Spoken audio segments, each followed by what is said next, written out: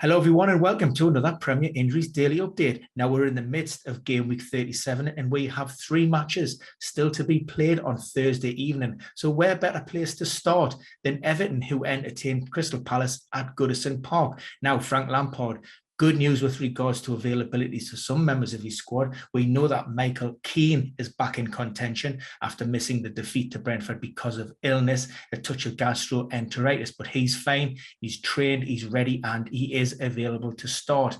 There are question marks, however, over Ben Godfrey. We know he's been managing a muscle problem in recent times. Frank Lampard said he's very close to return and he'll make a late decision on his involvement. He could be included in the matchday squad. He will be determined whether he has minutes in there or not. Mason Holgate is a player who's maybe expected to line up alongside Michael Keane after Jared Branthwaite was sent off against Brentford. That's a one-match ban, by the way, so he will be back for the final day in game week 38. Yerry Mina, he's still out. I suggest the outcome of Thursday night's game will determine whether the Colombian centre-back is risked or not this weekend. If Everton are safe, then I suggest it's probably not. For the visitors, Crystal Palace, long-term absentee Nathan Ferguson, he's targeting to return in pre-season, so we won't see him. James McArthur is also out with a calf problem, and James Tompkins won't be part of that travelling squad either for the Eagles. Aston Villa, they put a big game against Burnley. Aston Villa, we've seen Ezri Konsa hobble off at the weekend. That looked quite a serious knee problem. Not as bad as what it could have been. Mechanisms suggested that there may have been some ACL involvement. That's certainly not the case. It's more towards the MCL, very similar to the injury suffered by teammate Marvelous Nakamba in the back end of December.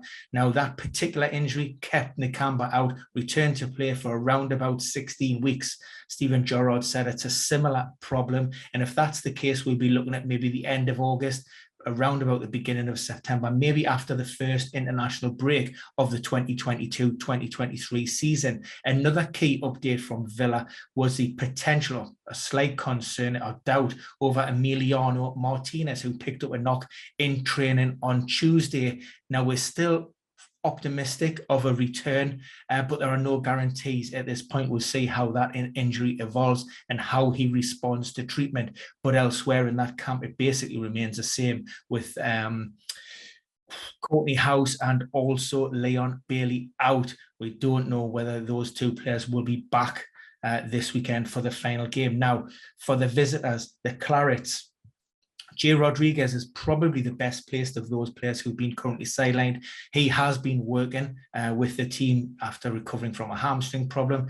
Serious concerns over James Karkowski. He is running outside along with Ben Mee and also Johan Berg-Gudmundsson. Johan Berg-Gudmundsson, we won't see. Ben Mee, highly unlikely, I would suggest.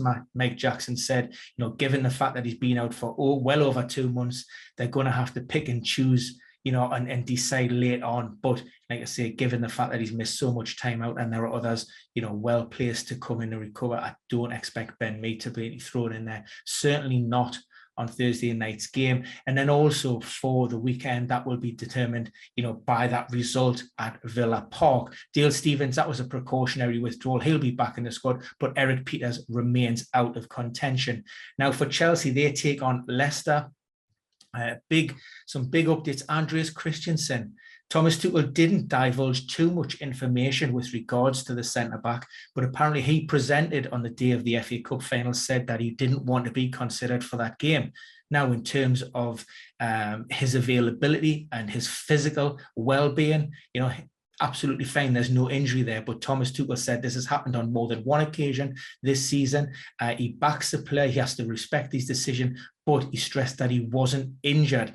Highly unlikely that he's going to feature on Thursday night. Of course, we know that he will be leaving Stamford Bridge in the summer. Elsewhere within that Chelsea camp, Mateo Kovetich, remarkable recovery. He's got this ongoing ankle ligament injury. He recovered for that final, played 66 minutes. Obviously, he aggravated that.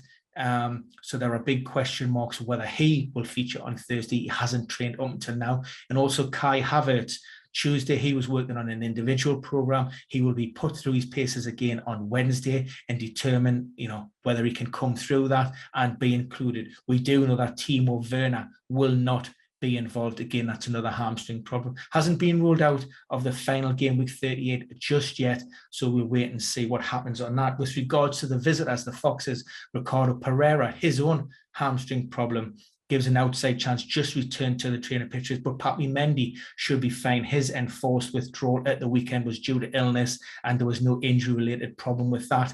Yuri Tielemans had a knee-on-knee knock, again causing question marks over his availability. And Hamza Chowdhury, he missed out at the weekend and will also miss this Thursday night's game because of an ongoing groin problem. Quick update from the Liverpool game last night. Of course, Liverpool scraped, come from behind win at Southampton, who were out.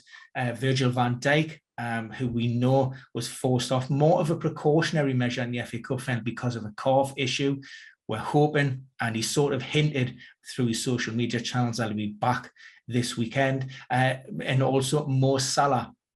Now, that adductor injury, if you want to know a little bit more about that, check out our Mo Salah video that went live. We did initially put it live on Sunday, but it got pulled from YouTube. So we have re-uploaded it, tweaked a few bits, and hopefully it will survive the cull. And that gives you a little bit of insight into the injury and also that process of when Chris Morgan ran onto that Wembley turf and discussions with the player on the mechanism of injury and, the likelihood of one being back for this weekend, and also with one eye on that Champions League fixture coming up. So that's all for now in terms of a quick rugby roundup. We will be speaking ahead of game week 38 once we have all the press conferences in, possibly Thursday and also on Friday. So if you have any questions between now and then, you can always check out premierinjuries.com.